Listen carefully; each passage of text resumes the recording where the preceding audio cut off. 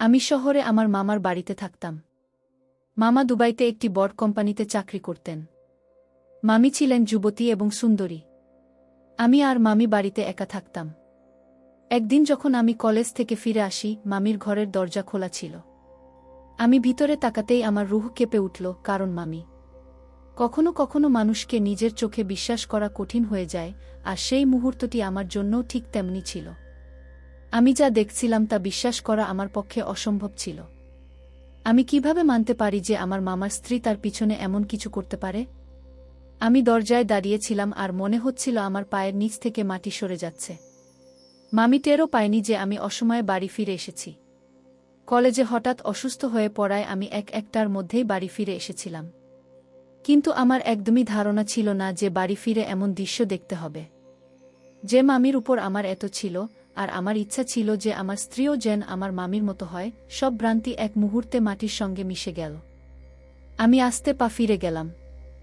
আমি চাইনি যে মামি আমার উপস্থিতি টের পাক আর আমাদের মধ্যে যে পর্দা আছে তা উঠে যায়।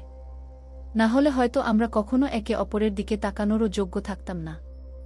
আমি বাড়ি থেকে বেরিয়ে উদ্দেশ্যহীনভাবে রাস্তায় হাঁটতে লাগলাম, আর আমার চোখের সামনে শুধু একই দৃশ্য ভেসে উঠছিল, মামির ঘরের। আমার মামি যে অবস্থায় ঘরে ছিলেন তা বর্ণনা করতে গেলেও আমি লজ্জায় মাটিতে মিশে যাব। কোনো সম্মানিত মানুষ এমন কিছু কখনো সহ্য করতে পারে না যে তার ঘর বা পরিবারের কোনো নারী এভাবে পরিবারের সম্মান মাটিতে মিশিয়ে দিচ্ছে। মামির সঙ্গে থাকতে থাকতে আমার 6 মাস হতে চলেছিল, কিন্তু সেই 6 মাসে একবারও আমি বুঝতে পারিনি যে আমার মামির মনে কি চলছিল। এত নেক আর সরলসাধারণ দেখতে আমার মামি আজ সব সীমা ছাড়িয়ে গেছেন।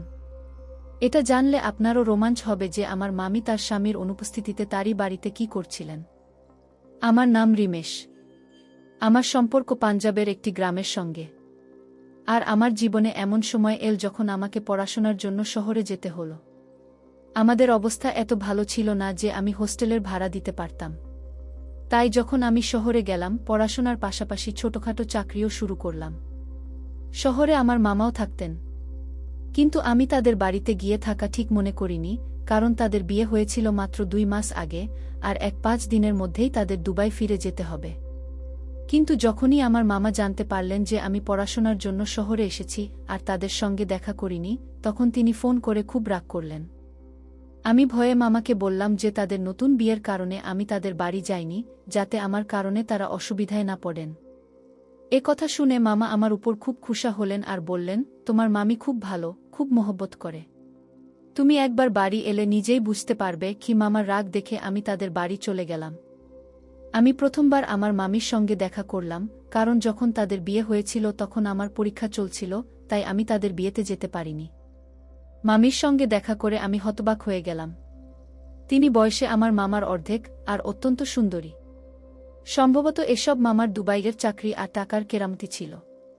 মামিও আমাকে খুব স্নেহে গ্রহণ করলেন আর বললেন, রিমেশ, এটা তো খুব খারাপ কথা। যখন এখানে তোমার রিশতেদার আছে তখন তুমি হোস্টেলে জীবন কাটাবে কেন? কালই তোমার জিনিসপত্র নিয়ে এসো আর আমাদের বাড়িতে শিফট হয়ে যাও। এখনও তোমার মামার যেতে 2 দিন বাকি। আর তোমার মামার চলে যাওয়ার পর এই বাড়ি তোমারই থাকবে। আমারও একটা কি তোমাকে এটার যত্ন নিতে হবে এবং তোমার পড়াশোনাও ভালোভাবে শেষ করতে হবে। আমি মামাকে প্রতিশ্রুতি দিয়েছি যে আমি মামিকে কোনো রকম কষ্ট হতে দেব না এবং বাড়ি ও মামির খুব যত্ন নেব। মামিও আমার সাথে এয়ারপোর্টে উপস্থিত ছিলেন। মামাকে ছেড়ে আমরা দুজন বাড়ি ফিরে আসার পর মামি খুবই বিষণ্ণ দেখাচ্ছিলেন। অনেকক্ষণ তিনি তার ঘরে বন্ধ থাকেন এবং রাত হলে যখন বের হলেন তখন আমার সাথে কথা বলতে শুরু করলেন এবং বললেন যে তার আমার খাওয়া দাওয়ার কথা মাথায় ছিল না। স্বামীর বিচ্ছেদ তাকে খুব কষ্ট দিয়েছিল। আমি হেসে বললাম, মামি, কোনো সমস্যা নেই, আমি মানছি আপনি খুব কষ্ট পাচ্ছেন। আমার কথা শুনে মামি বললেন, আমার নাম নব্যা, তুমি আমাকে নব্যা বলে ডাকতে পারো। আমার আর তোমার বয়স একদম সমান, তাই আমাকে মামি বলে ডাকতে ভাল লাগে না।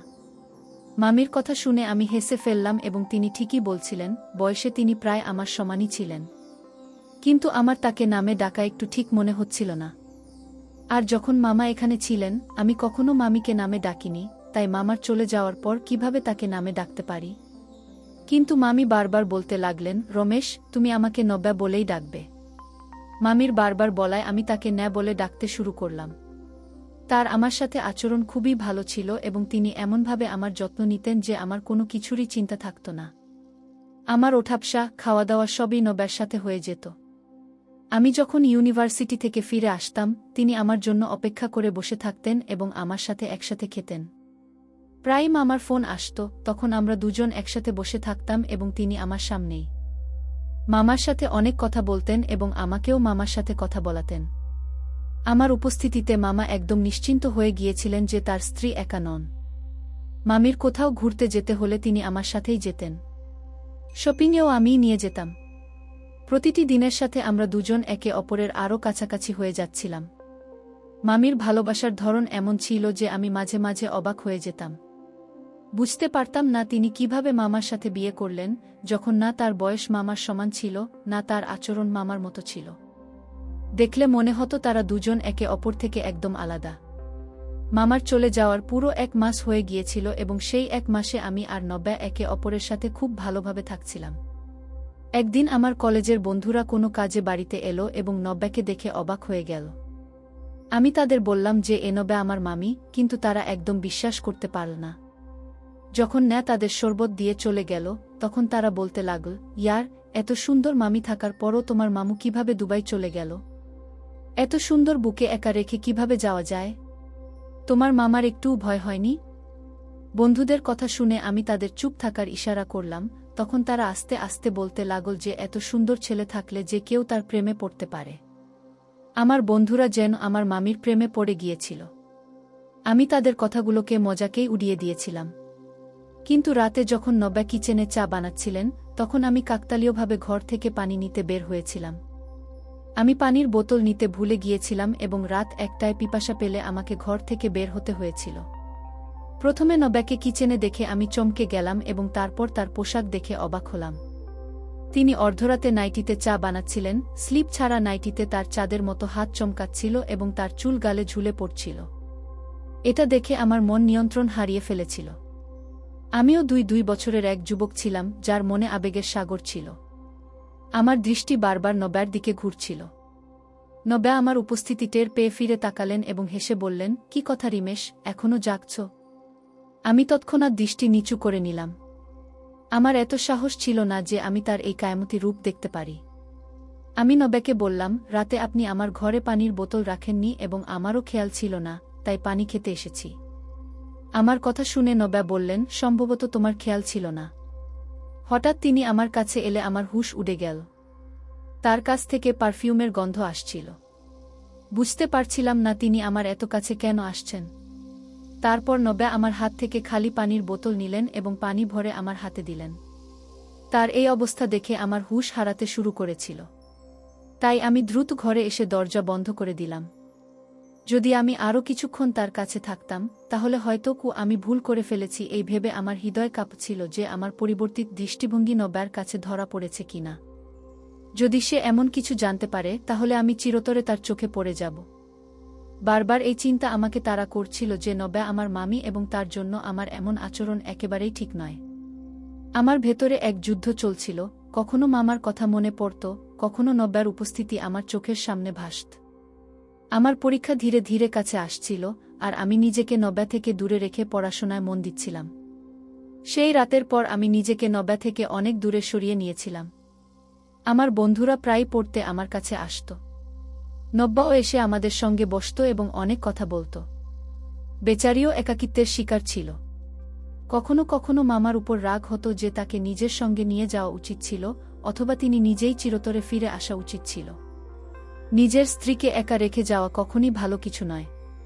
কিন্তু মামার জন্য দুবাইয়ের চাকরি খুবই গুরুত্বপূর্ণ ছিল। মামা একা দুবাইয়ে থাকতে থাকতে বছর কেটে গিয়েছিল।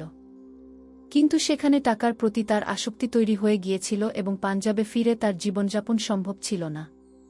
আমার বন্ধুদের সঙ্গে আমার মামির বেশ ভালো বন্ধুত্ব হয়ে গিয়েছিল এবং এখন আমাদের মধ্যে এক অস্বস্তিকর পরিবেশ তৈরি হয়েছিল। মামি নিজেই আমার বন্ধুদের বলতো যে তারা এখানে এসে পড়াশোনা করুক, এতে তাদের মনও লাগবে। আমাদের পরীক্ষার সিরিজ শুরু হয়ে গিয়েছিল এবং কলেজে পড়াশোনাও অনেক বেড়ে গিয়েছিল। আমি আগের চেয়ে বেশি ব্যস্ত হয়ে পড়েছিলাম। নব্যা প্রায়ই আমার কাছে অভিযোগ করত যে আমি আগের মতো নেই, তার সঙ্গে কথা বলি না বা বাইরে নিয়ে যাই না। আমি তাকে প্রতিশ্রুতি দিয়েছিলাম যে পরীক্ষার পর অবশ্যই তাকে বাইরে নিয়ে যাব। আর এক রাতে নব্যার রাগ দূর করার জন্য বাইরে থেকে খাবার এনে আমরা দুজনে একসাথে খেয়েছিলাম এবং অনেকক্ষণ একসাথে সময় কাটিয়েছিলাম। সেই রাত আমি পড়াশোনা করিনি এবং তাড়াতাড়ি ঘুমিয়ে পড়েছিলাম। সকালে কলেজে গিয়ে বাইরের খাবারের কারণে আমার অসুস্থতা বেড়ে গিয়েছিল। আমার পেটে প্রচণ্ড ব্যথা হচ্ছিল। আমার বাইরের খাবারের অভ্যাস ছিল না, বাড়ির খাবারের অভ্যাস ছিল। শহরের খাবার আমার পছন্দ হয়নি। আর যখন সকাল 1:00টার দিকে আমার অবস্থা খুব খারাপ হলো, তখন আমি কলেজ থেকে অর্ধেক ছুটি নিয়ে বাড়ি চলে এলাম। ভেবেছিলাম বাড়ি গিয়ে বিশ্রাম নেব, কারণ আমাকে দ্রুত সুস্থ হতে হবে যাতে আমার পরীক্ষা ভালো হয়। কিন্তু আমি কি জানতাম যে বাড়ি গিয়ে এমন একটি দৃশ্য দেখতে পাব যা দেখে আমার পায়ে দাঁড়ানো কঠিন হয়ে যাবে। আমি সাধারণত আমার বন্ধুর মোটরসাইকেলে কলেজে আসা যাওয়া করতাম, কিন্তু আজ সে ছুটিতে ছিল, তাই আমাকে বাসের ধাক্কা খেয়ে বাড়ি ফিরতে হয়েছিল। যদি সে থাকত তাহলে আমার এত কষ্ট হতো না। আমার কাছে বাড়ির চাবি ছিল, তাই আমি নিঃশব্দে দরজা খুলে ভেতরে ঢুকলাম, কারণ আমার ধারণা ছিল এই সময় নব্যা গভীর ঘুমে থাকবে। কিন্তু যেই আমি নব্যার দরজার কাছে পৌঁছলাম, আমার হুঁশ উড়ে গেল। তার ঘরের দরজা খোলা ছিল, আর যখন আমি ঘরের ভেতর তাকালাম, মনে হলো আমার মাথার উপর আকাশ ভেঙে পড়ল। তাকে দেখে আমার রক্ত গরম হয়ে উঠল, কারণ সে একা ছিল না, তার সঙ্গে আমার সবচেয়ে ভালো বন্ধু ছিল, যে আজ ছুটিতে ছিল এবং তাই কলেজেও আসেনি। সেই মুহূর্তে তার উপস্থিতি আমাকে হতবাক করে দিয়েছিল, আর নব্যার অবস্থা দেখে সব সত্য আমার উপর ভেসে উঠেছিল। তারা দুজন আমার পিছনে যে খেলা খেলছিল তা নিয়ে আমি ভাবতেও পারিনি। এই শহরের লোকেরা আমার চিন্তার চেয়ে অনেক এগিয়ে ছিল। নব্যা হেসে আমার বন্ধুকে বলছিল, তোমার বন্ধু সত্যিই নপুংসক ছেলে। কয়েকবার আমি তাকে আমার দিকে আকর্ষণ করার চেষ্টা করেছি, কিন্তু আমার সৌন্দর্য এবং রূপ তার কাছে কোনো মূল্যই রাখে না। আর প্রতিদিন যেতে যেতে আমি নিশ্চিত হয়েছি যে সে নপুংসক। আমি একদম একা থাকতাম, কিন্তু সে আমার দিকে তাকিয়েও দেখত না। তখন আমার বন্ধু হেসে বলল, কোনো সমস্যা নেই নব্যা, তুমি আমাকে পেয়েছ। আমার সঙ্গে থাকো, আমি তোমাকে পূর্ণ করব। নব্যা বলল, এই মামা ভাগ্নে দুজনই সত্যিই নপুংসক। একজন আমাকে একা রেখে চলে গেল, আর অন্যজন আমাকে একা পেয়েও আমাকে সম্পূর্ণ উপেক্ষা করল। আমি যুবতী, সুন্দরী, কতদিন এইভাবে একাকী জীবন কাটাব? আমার স্বামী ভাবে যে সে আমাকে টাকা পাঠিয়ে চিরতরে বেঁধে রাখতে পারে। সে বুঝতেই পারে না যে আমার যৌবনের দাবি অন্য কিছু, আমি শুধু তার টাকারই নয়, তার সঙ্গেরও প্রয়োজন ছিল। আমার বাধা সত্ত্বেও যখন সে আমাকে ছেড়ে চলে গেল, তখন আমি কেন ভুল পথ বেছে নেব না? নব্যা খোলাখুলি ভাষায় তার অবস্থান ও বাস্তবতা আমার সামনে রাখত, আর আমি বাড়ি থেকে বেরিয়ে এসেছিলাম, কারণ আজ যদি আমি তার সামনে চলে যেতাম, তাহলে হয়তো আর কোনো সম্পর্ক অবশিষ্ট থাকত না। আমি ফুটপাথে বসে ভাবছিলাম যে নব্যা ভুল ছিল নাকি আমার মামা, কারণ আমার মামা নব্যাকে একা ছেড়ে চলে গিয়েছিলেন এবং তার এমন করা উচিত ছিল না। কিন্তু নব্যাও যেভাবে তার বিশ্বাস ভঙ্গ করেছিল সেটাও ঠিক ছিল না। অনেক ভেবেচিন্তে আমি একটি সিদ্ধান্ত নিলাম এবং আমার মামাকে ফোন করে বললাম যে নব্যা তার ছাড়া একদমই ভালো নেই, সে সব সময় দুঃখে থাকে, এবং যদি এমনই চলতে থাকে তাহলে হয়তো একাকিত্বে মারা যাবে। তাই মামা তাকে নিজের কাছে ডেকে নিন। আমার কথা শুনে মামা বললেন যে তার জন্য একা থাকা খুব কঠিন হয়ে গেছে, তাই তিনি নিজেই আগামী সপ্তাহে ফিরে আসছেন এবং তিনি নব্যাকে একটি সারপ্রাইজ দিতে চান, তাই এই কথা তিনি তাকে বলেননি। মামার কথা শুনে আমি নিশ্চিন্ত হয়ে গেলাম। আমি আবার হোস্টেলে থাকার কথা বললাম এবং আমার সব জিনিসপত্র গুছিয়ে নিলাম। আমার মামি আমাকে স্নেহে আটকিয়েছিলেন কারণ সে আমার সুযোগ নিতে চেয়েছিল। যখন আমি তার কাজে লাগলাম না, তখন সে আমার বন্ধুকে তার লক্ষ্য বানাল এবং তার ইচ্ছা পূরণ করতে লাগল। আমার বিশ্বাস ছিল যে মামা আসার পর সে এমন কোনো ভুল কাজ করবে না। আমি চাইনি যে তাদের সম্পর্ক শেষ হয়ে যাক, কারণ ভুল দুপক্ষেরই হয়েছিল। তাই আমি সব সত্য আমার মনে পুঁতে রেখেছিলাম এবং মামা আসার পর নিঃশব্দে আবার হোস্টেলে চলে গেলাম। আমার বন্ধুর সেই বাড়িতে আসাও আমার কারণেই ছিল, এবং যখন আমি থাকলাম না, তখন তার সেখানে কোনো কাজ ছিল না। বন্ধুরা, এটা ছিল আজকের গল্প। যদি গল্পটি ভালো লেগে থাকে তাহলে দয়া করে ভিডিওটি লাইক করুন, শেয়ার করুন এবং কমেন্টও করুন। চ্যানেলে নতুন হলে চ্যানেলটি সাবস্ক্রাইব করতে ভুলবেন না।